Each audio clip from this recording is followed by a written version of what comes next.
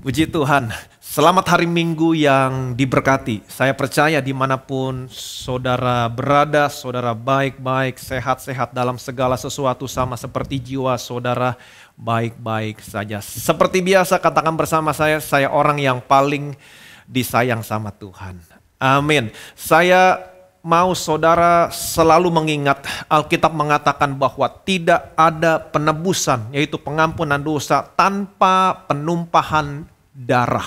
Sekali lagi saya ulangi, tidak ada penebusan atau pengampunan dosa tanpa penumpahan darah. Dan darah yang tertumpah harus darah yang tidak berdosa, tidak bercacat, tidak bercela, kudus, benar. Tidak ada penebusan, yaitu pengampunan dosa tanpa penumpahan darah. Itu sebabnya saudara bisa melihat di dalam Injil bagaimana Allah mengaruniakan anaknya datang ke dalam dunia ini. Alkitab mengatakan dia tidak berdosa, di dalam dia tidak ada dosa, dia tidak mengenal dosa. Waktu anaknya tergantung di atas kayu salib, mencurahkan darahnya. Darah yang tercurah adalah darah yang mengampuni semua dosamu, menguduskan saudara, menguduskan saya. Satu kali untuk selama-lamanya. Yang percaya boleh bilang amin. Kita lihat firman Tuhan dari kitab Roma pasal 5 ayat yang ke-17. Sebab jika oleh dosa satu orang, maut telah berkuasa oleh satu orang itu, maka lebih benar lagi mereka yang telah menerima kelimpahan kasih karunia dan anugerah kebenaran akan hidup dan berkuasa oleh karena satu orang itu, yaitu Yesus Kristus. Waktu Allah menciptakan manusia, Allah tidak pernah merancangkan manusia untuk mati. Kenapa saya katakan demikian? Kalau saudara perhatikan baik-baik, kembali kepada penciptaan awal dunia. Waktu Allah menciptakan manusia, Allah tidak pernah menyebut umur manusia sekian. Artinya apa? Waktu Allah menciptakan manusia, Allah merancangkan manusia untuk hidup selama-lamanya. Yang percaya boleh bilang amin. Tetapi apa yang terjadi ketika manusia jatuh dalam dosa? Maut datang, maut berkuasa. Sebab jika oleh dosa satu orang, Adam berbuat dosa, maut datang, maut berkuasa. Ini benar. Amin. Tetapi kalau saudara perhatikan baik-baik kalimat selanjutnya, maka lebih benar lagi. Kalau yang pertama tadi benar, maka kalimat yang kedua ini lebih benar lagi. Maka lebih benar lagi. Mereka, siapa mereka di sini? Mereka adalah orang-orang yang menerima kelimpahan kasih karunia dan anugerah kebenaran. Kata menerima di sini bukan hanya menerima satu kali, tetapi menerima terus-menerus. Continuous receiving, menerima terus-menerus. Menerima apa?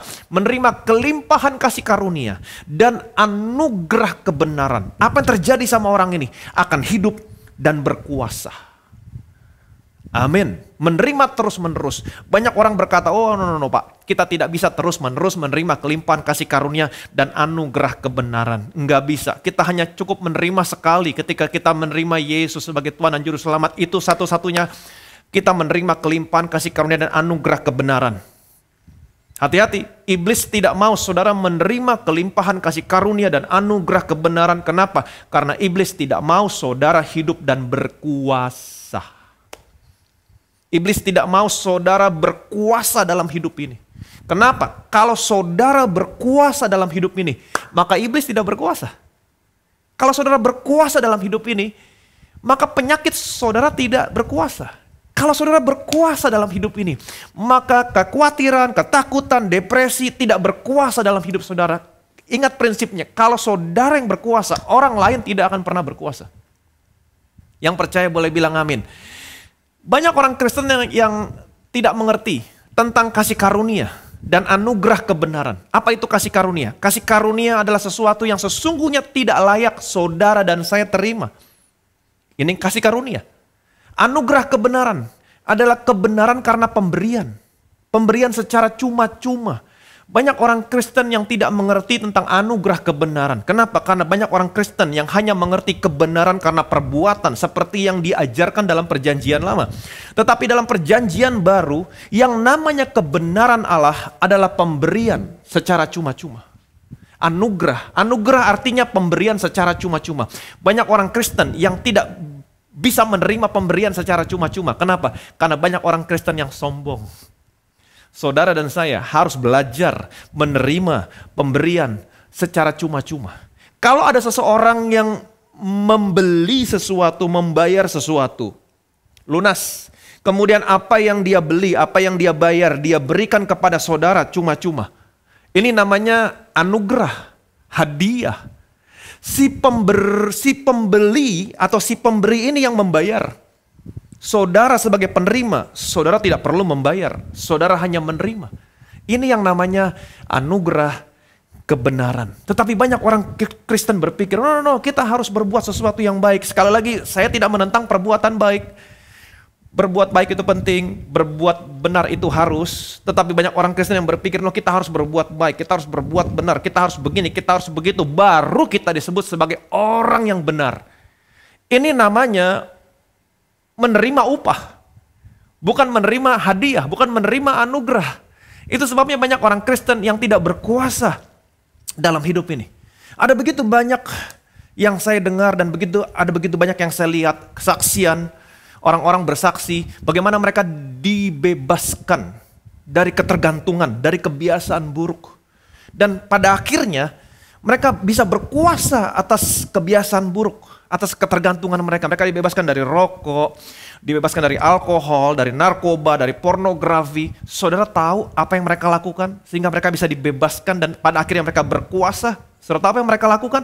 Sekalipun mereka masih berbuat dosa, sekalipun mereka masih merokok, sekalipun mereka masih minum, setiap hari, setiap saat mereka selalu mendeklarasikan diri mereka. Saya adalah orang yang dibenarkan Allah karena iman dalam Kristus Yesus. Saya adalah orang yang dibenarkan Allah karena iman dalam Kristus Yesus. Terus setiap hari mereka mendeklarasikan diri mereka. Waktu mereka mendeklarasikan diri mereka, saya adalah orang yang dibenarkan di hadapan Allah karena iman. Sesungguhnya mereka menerima kelimpahan kasih karunia dan anugerah kebenaran. Mereka membiarkan diri mereka menerima kelimpahan kasih karunia dan anugerah kebenaran. Apa hasilnya? Mereka hidup dan berkuasa. Akhirnya mereka bisa dibebaskan dari ketergantungan mereka. Mungkin ketika mereka masih merokok, mungkin ketika mereka masih berbuat dosa, ketika mereka berkata saya adalah orang yang dibenarkan Allah karena iman dalam Kristus Yesus, mungkin iblis akan berkata, kamu munafik. Tapi mereka terus-menerus memperkatakan, saya adalah orang yang dibenarkan Allah karena iman dalam Kristus Yesus. Mereka membiarkan diri mereka menerima kelimpahan, kasih karunia, anugerah kebenaran. Apa yang terjadi? Mereka dibebaskan dari kebiasaan buruk. Mereka dibebaskan dari ketergantungan sehingga pada akhirnya mereka bisa hidup dan berkuasa atas kebiasaan buruk. Hidup dan berkuasa atas ketergantungan.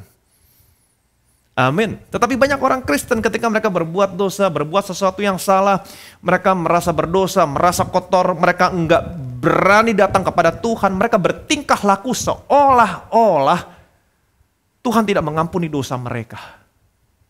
Dan saya mau saudara mengerti hari ini, kalau kebenaran yang saudara miliki hari ini adalah anugerah, pemberian, artinya perhatikan baik-baik, tidak ada sesuatu apapun yang harus saudara lakukan atau saudara perbuat untuk mendapatkan kebenaran itu. Semuanya bukan karena apa yang kamu lakukan, tapi semuanya karena apa yang sudah Yesus lakukan. Artinya kebenaran yang saudara miliki sebagai anugerah tidak ada hubungannya dengan perbuatan saudara. Dan kenyataannya ketika Adam jatuh dalam dosa, semua orang menjadi orang berdosa. Nggak pandang bulu apakah dia orang baik, orang benar, orang kudus. Semua orang yang dilahirkan di dunia ini statusnya adalah orang berdosa.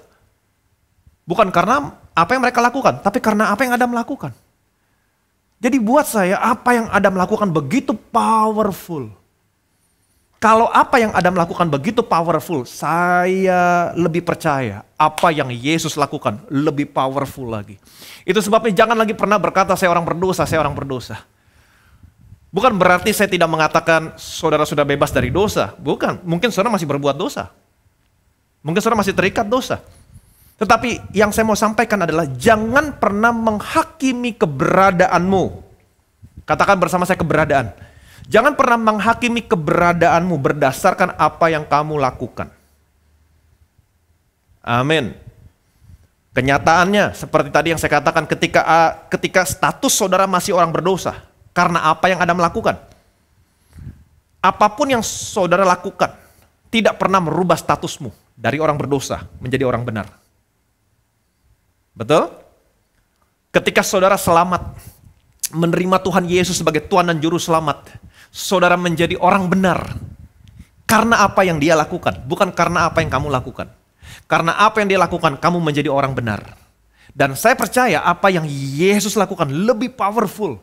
Sehingga tidak ada satupun perbuatanmu yang bisa merubah statusmu dari orang benar menjadi orang berdosa.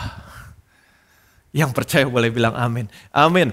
Kolose pasal 2 ayat 9 sampai dengan 10. Perhatikan baik-baik. Sebab dalam Dialah berdiam secara jasmania seluruh kepenuhan kealahan, dan kamu telah dipenuhi di dalam Dia. Dialah kepala semua pemerintah dan penguasa. Alkitab mengatakan sebab di dalam Dialah. Katakan bersama saya, di dalam Dia.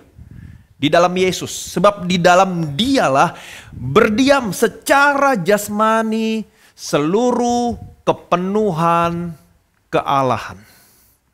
Amin. Dengan kata lain, ketika saudara selamat terima Tuhan Yesus, Allah menempatkan saudara di dalam Yesus. Amin. Saudara sempurna di dalam Yesus. Saudara kudus, benar, tidak bercacat, tidak bercela di hadapan Allah ketika saudara ada di dalam Yesus. Kebanyakan orang berkata, kebanyakan orang berkhotbah, kamu harus berbuat benar, kamu harus berbuat baik, baru kamu menjadi orang yang benar. Tetapi hari ini saya mau kasih tahu sama saudara, ketika saudara menerima Yesus sebagai Tuhan dan Juru Selamat, kamu menjadi orang yang benar.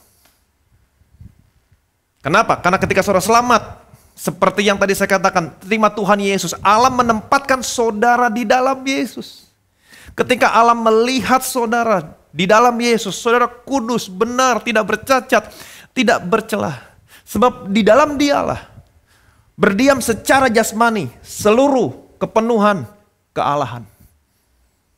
Kamu sempurna di dalam Yesus. Ini adalah titik awal keberadaan. Ingat baik-baik, keberadaan. Ini adalah titik awal keberadaan saudara dan saya di hadapan Allah. Saudara adalah sempurna, kudus, tidak bercacat, tidak bercelah di dalam Yesus. Sekali lagi saya ulangi, ini adalah titik awal keberadaan saudara di hadapan Allah. Ketika saudara selamat menerima Tuhan Yesus, Allah menempatkan saudara dan saya di dalam Yesus. Sehingga di hadapan Allah, saudara kudus, benar, tidak bercacat, tidak bercelah. Yang percaya boleh bilang amin. Amin. Ini adalah titik awal saudara. Bukannya berarti saya mengatakan saudara sudah bebas dari dosa. Mungkin saudara masih berbuat dosa. Tapi jangan pernah menghakimi keberadaanmu. Ingat, keberadaanmu berdasarkan apa yang saudara lakukan. Tapi hakimi keberadaanmu berdasarkan apa yang Allah lakukan. Allah menempatkan saudara di dalam Yesus. Di hadapan Allah, saudara kudus, benar, tidak bercacat, tidak bercelah. Kebanyakan orang menghakimi keberadaannya berdasarkan apa yang dia lakukan. Ketika dia melihat apa yang dia lakukan, maka dia berpendapat, saya berdosa, saya kotor, saya tidak sempurna. Saya jauh, saya masih jauh sama seperti Yesus. Itu sebab mereka berkata, satu saat nanti, mereka berbicara tentang titik akhir. Satu saat nanti, kita akan menjadi sama sempurna seperti Yesus. No. Ingat baik-baik, ketika saudara selamat menerima Tuhan Yesus sebagai Tuhan dan Juru Selamat, saudara kudus, benar, tidak bercacat, tidak bercela di hadapan Allah. Kenapa? Karena Allah menempatkan saudara dan saya ada dalam Yesus. Ini adalah titik awal keberadaan saudara, keberadaan saya. Jangan jadikan titik awal menjadi titik akhir. Itu sebabnya banyak orang Kristen yang tidak hidup dan berkuasa. Banyak orang Kristen yang tidak berkuasa dalam hidup ini. Amin. Jadi kalau saudara percaya kebenaran ini, saya adalah orang yang kudus, benar, tidak bercacat, tidak bercelah di hadapan Allah, karena Allah menempatkan saya ada di dalam Yesus. Kalau saudara percaya kebenaran ini, maka kebenaran ini akan mengubahkan saudara dari satu kemuliaan kepada kemuliaan lain yang lebih besar lagi, sehingga pada akhirnya saudara akan menjadi sama seperti Yesus dalam hal pikiran, perkataan, perbuatan. Tapi titik awalnya keberadaanmu sudah sempurna dalam Yesus. Kudus, benar, tidak bercacat, tidak bercelah. Jadi mulai hari ini, jangan lagi pernah berkata kamu orang berdosa. Mulai hari ini, jangan lagi pernah datang kepada Allah sebagai orang berdosa. Saya mau kasih tahu, kalau saudara datang sama Tuhan sebagai orang berdosa, Tuhan gak respon. Kenapa? Karena dia bukan hanya Tuhan, tapi dia adalah Bapamu. Datang, jangan sebagai orang berdosa, tapi datang sebagai anaknya. Yang percaya boleh bilang amin. Amin. 1 Yohanes pasal 2 ayat 1 sampai dengan 2. Anak-anakku, hal-hal ini kutuliskan kepada kamu supaya kamu jangan berbuat dosa. Namun jika seorang berbuat dosa, kita mempunyai seorang pengantara pada Bapa, yaitu Yesus Kristus yang adil. Dan ia adalah pendamaian untuk segala dosa kita. Dan bukan untuk dosa kita saja, tetapi juga untuk dosa seluruh dunia. Perhatikan baik-baik, di sini Yohanes berkata, anak-anakku. Saudara tidak akan pernah menemukan kata anak-anakku dalam 1 Yohanes pasal 1. Saudara baru menemukan anak-anakku dalam 1 Yohanes pasal 2. Siapa yang dimaksud dengan anak-anakku di sini? Orang-orang percaya. Betul? Orang-orang percaya. Anak-anakku, hal ini kutuliskan kepada kamu supaya kamu jangan berbuat dosa. Namun, apabila kamu berbuat dosa, ingat, perhatikan baik-baik. Kamu mempunyai seorang pengantara. Sekali lagi saya ulangi, anak-anakku, hal ini kutuliskan kepadamu supaya kamu jangan berbuat dosa. Namun jika kamu berbuat dosa, namun jika seseorang berbuat dosa, artinya ada kemungkinan orang percaya masih bisa berbuat dosa. Kalau sampai kamu berbuat dosa, ingat kamu punya seorang pengantara pada Bapa. Siapa dia? Yesus Kristus yang adil. Kata pengantara di sini, terjemahannya adalah dalam bahasa aslinya adalah parakletos. Advokat. Dalam bahasa aslinya, bahasa Yunaninya adalah parakletos. Saya percaya saudara pasti sering mendengar parakletos. Tahukah saudara, kata parakletos ini muncul berapa kali dalam perjanjian baru? Parakletos muncul sebanyak 5 kali dalam perjanjian baru. 4 kali parakletos muncul diterjemahkan sebagai comforter, penolong, penghibur. Kalau parakletos diterjemahkan sebagai comforter, penolong, penghibur. Comforter, penolong, penghibur. Ini mengacu kepada siapa? Kepada Roh Kudus. Kemudian parakletos muncul 1 kali dalam perjanjian baru dan diterjemahkan bukan sebagai comforter, tapi sebagai advokat. Di dalam ayat yang barusan kita baca tadi. Sebagai pengantara. Kalau parakletos diterjemahkan sebagai advokat, pengantara, ini bukan mengacu kepada Roh Kudus, tapi mengacu kepada siapa? Yesus Kristus. Kita punya seorang pengantara pada Bapa, yaitu Yesus Kristus yang adil. Amin. Dia mati, dia bangkit, dia naik ke surga, dia duduk di sebelah kanan Allah menjadi pengantara. Advokat, parakletos. Perhatikan baik-baik. Tahukah saudara, masih ingatkah saudara bahwa ada saatnya di mana iblis bisa berdiri di hadapan Allah mendakwa saudara dan saya siang dan malam? Masih ingat cerita tentang Ayub? Semuanya ini tentunya terjadi sebelum Yesus mati di atas kayu salib. Semuanya ini terjadi tentunya sebelum Yesus curahkan darahnya di atas kayu salib. Tetapi waktu Yesus curahkan darahnya di atas kayu salib, dia naik ke surga. Dia naik ke surga bukan membawa darah binatang, tapi dia naik ke surga membawa darahnya sendiri. Untuk apa? Untuk menguduskan surga. Mungkin banyak orang berkata, Pak, untuk apa lagi surga dikuduskan? Bukannya surga udah kudus seluruhnya. Saya percaya waktu dia naik ke surga, membawa darahnya, menguduskan surga, bagian yang dikuduskan oleh Yesus adalah bagian di mana iblis bisa berdiri di hadapan Allah, mendakwa saudara siang dan malam. Itu bagian yang dikuduskan. Yesus menguduskan. Itu sebabnya Wahyu mengatakan sekarang telah tiba keselamatan dan kuasa dan pemerintahan Allah kita dan kekuasaan Dia yang diurapinya. Karena telah dilemparkan para pendakwa yang mendakwa saudara-saudara kita siang dan malam. Sejak saat itu tidak lagi ada tempat untuk iblis berdiri di hadapan Allah mendakwa kamu, mendakwa saya. Kabar baik, yang percaya boleh bilang amin.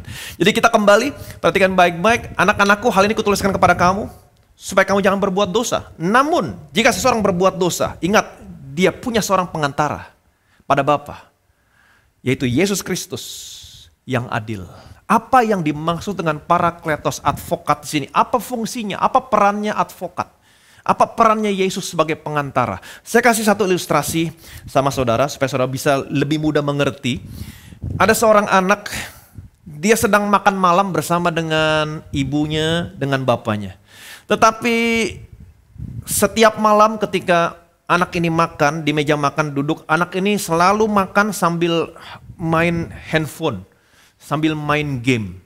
Sehingga makannya menjadi lama sekali dan sepertinya dia tidak bisa menikmati makannya. Karena satu suap dia main game, 15 menit kemudian dia baru suap lagi, dia main game. Sehingga ibu bapaknya sudah selesai makan, anak ini baru makan 3 suap, 2 suap, 3 suap.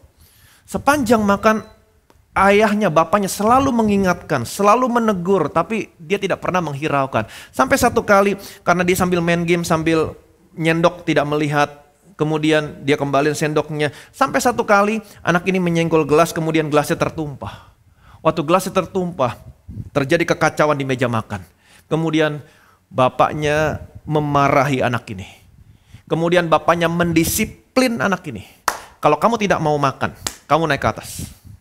Masuk ke kamar kamu. Kemudian anak ini naik ke atas. Kemudian ibunya langsung cepat-cepat membereskan semua kekacauan di meja makan. Dia beresin semuanya. Dia rapihin. Air yang tumpah dia keringin. Sampai segala sesuatunya baik kembali. Kemudian ibunya menenangkan ayahnya. Setelah itu ibunya naik ke atas, pergi ke kamar anaknya. Ibunya melihat anaknya menangis. Apa yang ibunya lakukan? Apakah ibunya berkata, oh nak, apa yang kamu lakukan itu baik, bapamu aja yang kuno sekarang, anak sekarang semuanya juga main handphone. No, ini tidak baik. Apa yang ibunya lakukan? Ibunya menghibur anak ini. Ibunya menenangkan anak ini. Dan ibunya menasehati anak ini. Kalau waktunya makan, kamu makan, jangan main handphone. Karena kamu gak bisa menikmati makanan kamu butuh makan. Dan ibunya menghibur anak ini. Semua kekacauan sudah ibu bereskan di bawah. Dan bapakmu gak marah lagi. Ibunya menghibur anak ini. Ibunya menenangkan anak ini. Dan ibunya membuat anak ini tetap punya rasa percaya diri. Untuk turun kembali dan duduk bersama dengan bapaknya. Amin. Yesus tidak pernah menyamankan dosa saudara. Tidak, tetapi dia menyamankan saudara. Dia menghibur saudara. Bagaimana caranya? Dia akan mengingatkan kepada saudara apa yang sudah dia lakukan untuk dosamu. Amin. Ingat, jangan berbuat dosa. Dosa itu jahat. Dosa bisa merusak segala sesuatunya. Tetapi saudara harus ingat, jika kamu berbuat dosa, ingat kamu punya seorang pengantara. Dan dia sudah kerjakan segala sesuatunya di atas kayu salib. Dia mengingatkan kepada saudara apa yang sudah dia kerjakan di atas kayu salib. Supaya apa? Bukan supaya saudara bisa berbuat dosa seenak-enaknya. Bukan, minggu yang lalu kita sudah lihat. Jika halnya demikian, apakah kita semakin bertekun dalam dosa? Sekali-kali tidak. Yesus menghibur saudara, menyamankan saudara. Dia bukan menyamankan dosamu, tapi dia menyamankan saudara. Bagaimana caranya? Mengingatkan kepada saudara apa yang sudah dia selesaikan di atas kayu salib. Supaya kamu tetap punya confidence waktu kamu datang kepada Bapamu. Amin. Supaya saudara tetap punya rasa percaya diri dan confidence ketika saudara datang kepada Bapamu.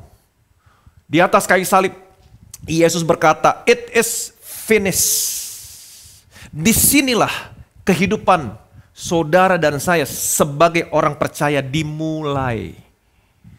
Finish Apanya yang finish? Dosamu finish, kutuk finish, penghukuman finish. Bagaimana dengan kekudusan Allah? Kekudusan Allah sudah dipuaskan. Bagaimana dengan kasih Allah? Kasih Allah sudah dinyatakan. Keduanya bertemu dan dipuaskan di atas kayu salib. Saudara masih ingat ketika Yesus datang ke dalam dunia ini, dia berkata kepada orang tuanya yang mencari-cari Yesus sudah hilang. Apa yang Yesus katakan? Tidak tahukah kamu bahwa aku datang ke dalam dunia ini untuk melakukan kehendak Bapakku? Di atas kayu salib dia berkata, finish. Apanya yang finish? Kehendak Bapaknya sudah selesai. Mencurahkan darahnya, mengampuni dosamu satu kali untuk selama-lamanya. Supaya hari ini tidak lagi ada yang bisa menggugat saudara, menggugat saya. Dosamu sudah diampuni. Dan hari ini saudara dan saya adalah orang yang dibenarkan di hadapan Allah karena iman dalam Kristus Yesus. Supaya tidak lagi ada yang bisa menggugat saudara, menggugat saya. Seminggu kemudian, perhatikan baik-baik, setelah Yesus bangkit, apa yang terjadi? Yesus menampakkan diri kepada murid-muridnya di ruangan atas dalam keadaan pintu terkunci. Yesus berkata, damai sejahtera bagi kamu. Damai sejahtera bagi kamu. Sambil Yesus menunjukkan tangannya yang berlobang paku. Kenapa? Karena damai sejahteraku sudah aku bayar. Lunas. Amin. Seminggu kemudian Yesus kembali menampakkan diri kepada murid-muridnya. Ingat minggu yang lalu kita sudah lihat bagaimana Yesus bertanya kepada Petrus. Simon, Petrus, apakah engkau mengasihi aku? Petrus berkata, Tuhan, engkau tahu aku mengasihi engkau. Dan Tuhan berkata, gembalakanlah domba-dombaku. Amin. Apakah engkau mengasihi aku? Kemudian Yesus berkata, ikutlah aku. Perhatikan baik-baik. Lihat urutannya. Lihat urutannya. Jangan dirubah. Yang pertama adalah it is finished. Yang kedua, damai sejahtera bagi kamu. Yang ketiga, apakah engkau mengasihi aku? Yang keempat, ikutlah aku. Apakah Petrus ikut? Yes, Petrus mengikut Yesus. Perhatikan baik-baik. Kehidupan kekristenan saudara dimulai. Inilah titik awal saudara, titik awal saya sebagai orang percaya. Kehidupan kekristenanmu dimulai dari it is finished. Darahnya tercurah menguduskan kamu. Satu kali untuk selamanya. Ketika saudara selamat terima Tuhan Yesus, Allah menempatkan saudara, menempatkan saya di dalam Yesus. Sehingga saudara sempurna di dalam Yesus. Di hadapan Allah, saudara kudus, benar, tidak bercacat, tidak bercelah. Kalau saudara tahu kebenaran ini, maka saudara akan merasakan damai sejahtera. Amin. Damai sejahtera bagi kamu. Terima. Alkitab mengatakan, kita yang dibenarkan karena iman, kita hidup dalam damai sejahtera dengan Allah. Ketika saudara tahu bahwa saudara hidup dalam damai sejahtera dengan Allah, tidak lagi ada kutuk, tidak lagi ada penghukuman.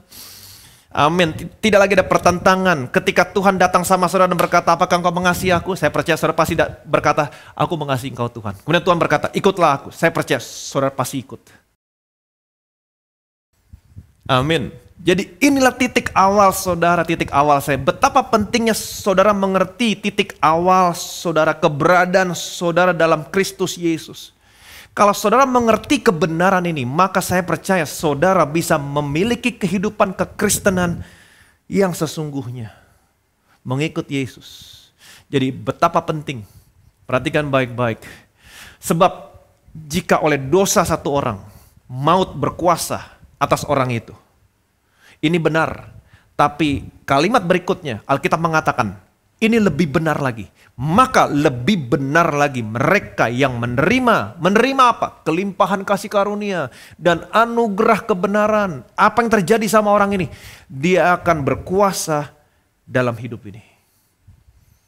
Amin. Itu sebabnya hari ini saya mau saudara menyadari sebagai orang percaya. Inilah keberadaanmu. Inilah keberadaan saya di hadapan Allah. Ketika saudara percaya sama Yesus, Allah menempatkan saudara dan saya di dalam Yesus. Sehingga keberadaanmu di hadapan Allah hari ini, kamu kudus, benar, tidak bercacat, tidak bercelah. Ini keberadaan saudara, ini keberadaan saya di dalam Yesus. Itu sebabnya jangan pernah menghakimi keberadaanmu dengan perbuatanmu. Kalau saudara senantiasa menghakimi keberadaanmu dengan perbuatanmu, apa yang terjadi ketika saudara melihat kepada perbuatanmu, maka saudara akan melihat saudara yang tidak sempurna. Sehingga pada akhirnya saudara berkata, satu saat nanti kita akan diubahkan sama seperti Yesus. Betul, satu saat nanti saudara akan diubahkan menjadi sama seperti Yesus dalam hal pikiran, tingkah laku, perbuatan, tapi ini butuh proses. Amin. Saudara bisa mencapai sempurna sama seperti Yesus dalam hal pikiran, perkataan, perbuatan. Kalau titik awal saudara benar. Percaya sesuatu yang benar. Ini titik awal saudara. Tuhan sudah menjadikan titik awal saudara ketika saudara percaya sama Yesus. Allah menempatkan kamu di dalam Yesus. Keberadaanmu kudus, benar, tidak bercacat, tidak bercelah. Percaya kebenaran ini.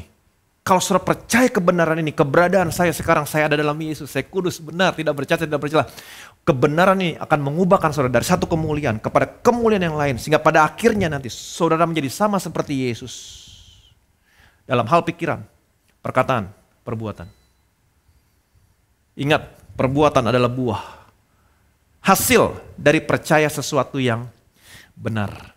Jadi hari ini saya mau saudara mengerti, biarlah hari ini kamu percaya. Kamu kudus, benar, tidak bercacat, tidak bercelah. Ini adalah titik awal saudara. Kalau saudara percaya, kamu kudus, benar, tidak bercacat, tidak bercelah. Deklarasikan dirimu setiap hari. Deklarasikan setiap hari. Saya adalah orang yang benar di hadapan Allah. Karena iman. Karena Allah menempatkan saya dalam Yesus. Apa yang terjadi? Kamu yang menerima kelimpahan, kasih karunia, dan kebenaran. Kamu akan hidup, kamu berkuasa. Saudara akan berkuasa dalam hidup ini. Kalau saudara berkuasa, penyakitmu gak berkuasa. Kalau saudara berkuasa, ketakutan, kekhawatiran, depresi tidak akan berkuasa. Percaya, kamu kudus, benar, tidak bercacat, tidak bercelah. Sempurna dalam Yesus. Apa yang terjadi? Pada akhirnya, saudara bisa memiliki kehidupan kekristenan yang sesungguhnya. Yang percaya boleh bilang amin. Jadi, deklarasikan dirimu setiap hari. Terima anugerah kebenaran. Bagaimana caranya? Dengan mendeklarasikan dirimu setiap hari, saya adalah orang yang dibenarkan di hadapan Allah karena iman dalam Kristus Yesus. Yang pertama, apa yang terjadi sama saudara? Saudara akan berkuasa dalam hidup ini. Yang kedua, kalau saudara menerima kelimpahan, kasih karunia dan anugerah kebenaran, deklarasikan dirimu setiap hari, saya orang yang dibenarkan karena iman di hadapan Allah dalam Kristus Yesus. Pada akhirnya, saudara akan memiliki kehidupan kekristenan yang sesungguhnya. Ketika orang melihat, saya mau kasih tahu, nama Tuhan dipermuliakan. Yang percaya boleh bilang amin. Amin. Bilang sama kiri kanan saudara, kamu adalah orang yang benar, kudus, tidak bercacat, tidak bercelah di hadapan Allah karena iman dalam Kristus Yesus. Deklarasikan dirimu bersama-sama dengan saya adalah orang yang dibenarkan Allah karena iman dalam Kristus Yesus. Saya percaya kalau saudara mendeklarasikan dirimu setiap hari, saudara membiarkan dirimu menerima kelimpahan kasih karunia dan anugerah kebenaran yang terjadi sama saudara, saudara akan berkuasa dalam hidup ini. Kalau saudara berkuasa, penyakitmu gak berkuasa. Kalau saudara berkuasa, saya mau kasih tahu, kegagalan tidak berkuasa. Kalau saudara berkuasa, iblis tidak berkuasa. Deklarasikan setiap hari, maka saya percaya saudara akan memiliki kehidupan kekristenan yang sesungguhnya. Dan ketika orang melihat, nama Tuhan dipermuliakan. Diberkatilah saudara, diberkatilah saya. Bapa dalam surga, kami bersyukur Tuhan buat karya yang besar yang telah Engkau kerjakan melalui anak-Mu. Engkau menyerahkan anak-Mu karena pelanggaran kami. Anak-Mu mati di atas kayu salib, memenuhi seluruh tuntutan hukum Taurat. Sehingga hari ini kami yang percaya kepada anak-Mu, kami tidak lagi hidup di bawah hukum Taurat. Kami sudah dibebaskan dari hukum Taurat. Sehingga hari ini kami hidup di bawah kasih karunia. Engkau membangkitkan anak-Mu sebagai pembenaran kami. Sehingga hari ini kami yang percaya kepada anak-Mu, kami adalah orang-orang yang dibenarkan karena iman di hadapan-Mu dalam Kristus Yesus. Kami bukan hanya orang-orang yang hidup di bawah kasih karunia dan dibenarkan, tetapi kami adalah orang-orang yang menerima kelimpahan kasih karunia terus menerus, continuous receiving dan anugerah kebenaran. Itu sebabnya kami percaya Tuhan, kami yang terus menerus terus menerima kasih karunia, anugerah kebenaran, kami akan hidup, kami akan berkuasa. Dan ketika kami berkuasa, ketika anak-anakmu berkuasa, maka penyakit tidak berkuasa dalam tubuh mereka. Ketika mereka berkuasa, maka ketakutan, kekhawatiran, depresi tidak berkuasa. Dan biarlah hari ini Tuhan, mereka senantiasa mendeklarasikan diri mereka. Kami adalah orang yang dibenarkan di hadapan Allah karena iman dalam Kristus Yesus. Ketika kami setiap hari, setiap saat mendeklarasikan, kami membiarkan diri kami menerima kelimpahan, kasih karunia, dan anugerah kebenaran. Kami akan hidup, kami akan berkuasa, dan kami akan memiliki kehidupan kekristenan yang sesungguhnya mengikut Engkau. Dan ketika orang lain melihat, nama Tuhan dipermuliakan. Segala kemuliaan, segala hormat, segala pujian hanya bagi nama Tuhan. Semua yang percaya diberkati. Sama-sama kita katakan amin.